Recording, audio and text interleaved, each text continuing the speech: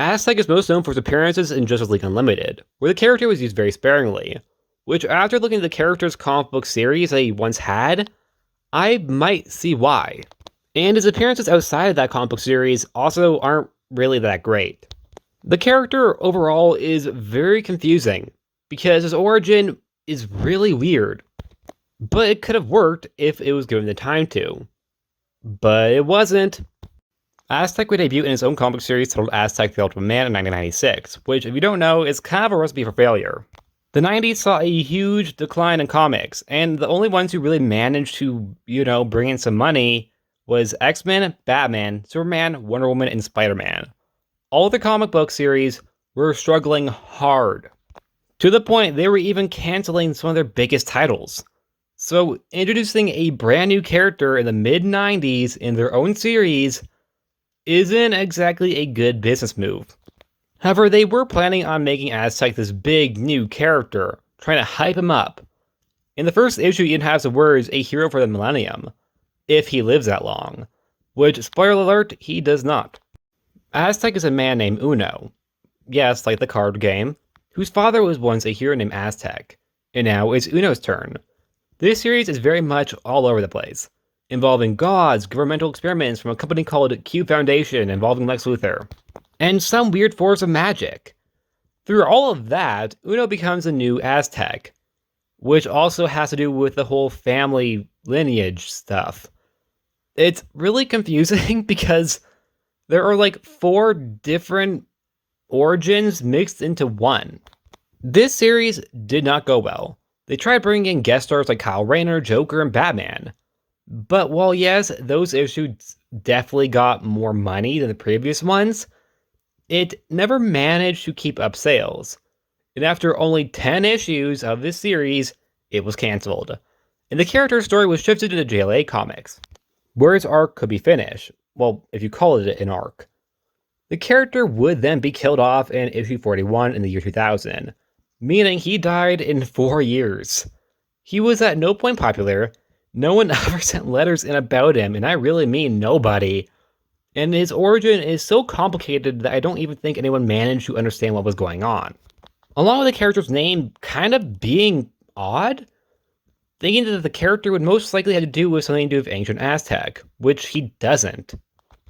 Also, his powers are a bit confusing. Sometimes he has flight, sometimes he has super strength, blast powers, but also seems to be able to shift his molecules, but not the same way all the time.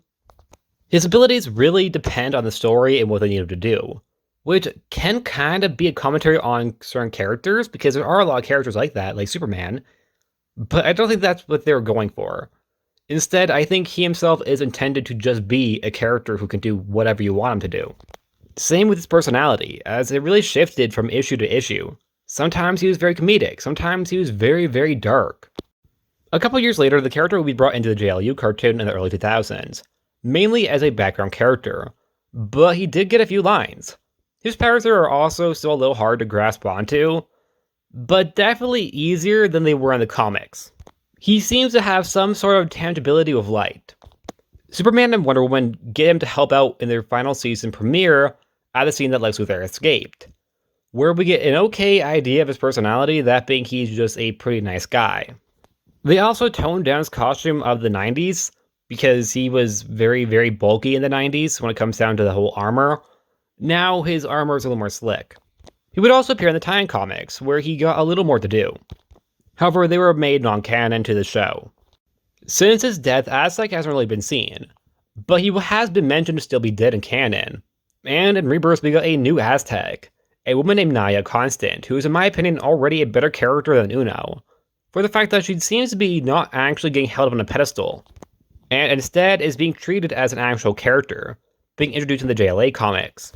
Her powers, origin, and everything else about her is far more easier to understand, and also is far more consistent.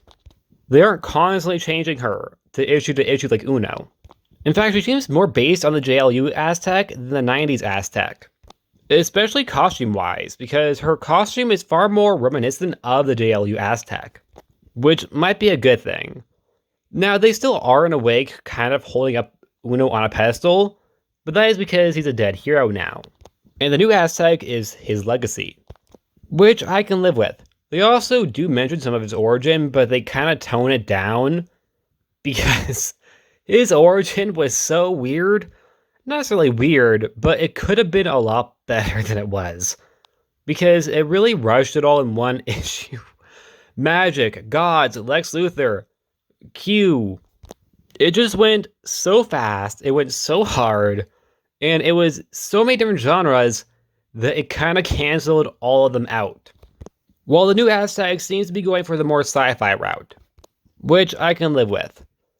And that's it. Like always, please like, subscribe, and I'll see you guys next time. Bye.